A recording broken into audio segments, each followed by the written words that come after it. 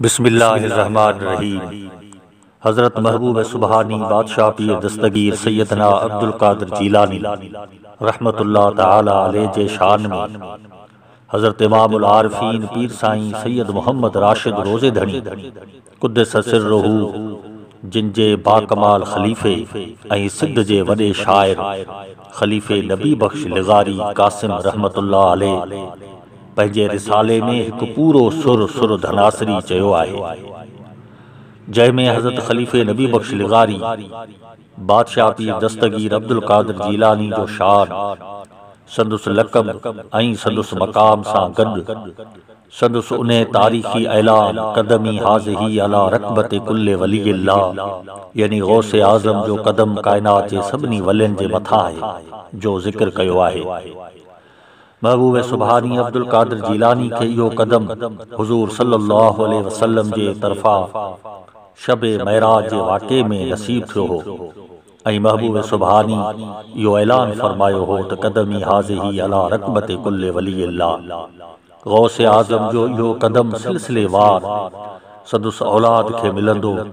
चिन्हा शरीफ जे बुज़ुर्ग हज़रत शाह अब्दुल कादिर आख़िरैन रहमतुल्लाह अलैह के नसीब थियो। शाह अब्दुल कादिर आख़िरैन रहमतुल्लाह अलैह इहो कादरी कदम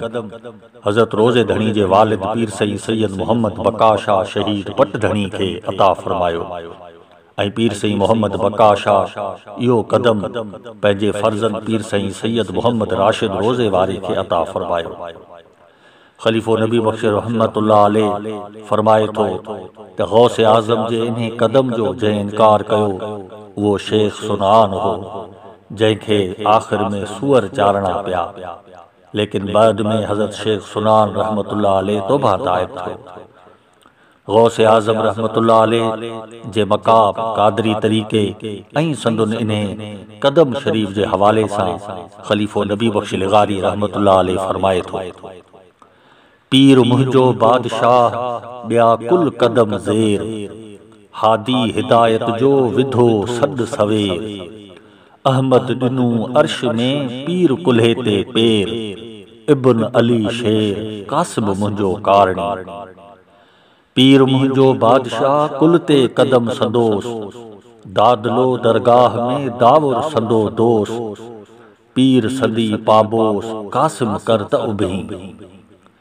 पीर मुंहिंजो बादशाह कुल पीरन जी पाग कामिल हथ कौनैन जी वाली ॾिनी वाग जिन मञो मुहिजुद्दीन खे सरियो तन सभाग लकी धणी लाग कासिम लाथो कुल ता पीर मुंहिंजो बादशाह ख्वाजा ख़ास वज़ीर आबिद वली औलिया आलम जा अक्सीर कासिम कुल कबीर कामिल मुंहिंजा काटिया कदम कामिल पीर जो मथे मञो जन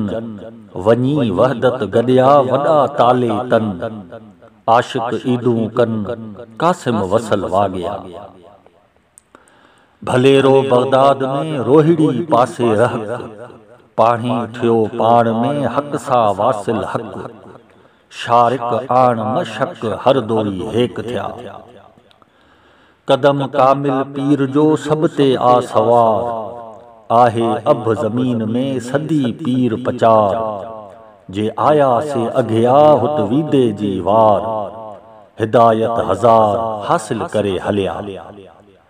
गिला गीलानी जी कंदा काज़िम कोर हूंदा हावी विच में मथन आग अतोर से चारींदा सोर कासिम शेख सुनान जा लकी धणी लाडको महदी मुहिजुद्दीन अरब अजम इरशाद सी मोहाई माचीन कासिम सूं सदीन सूरज सलामी कयो सूरज कयो सलाम कमर कदम चुमिया लालण इन लबास में आयो अहमद जाम करे बाद मलाम दावर दीन जियारिया।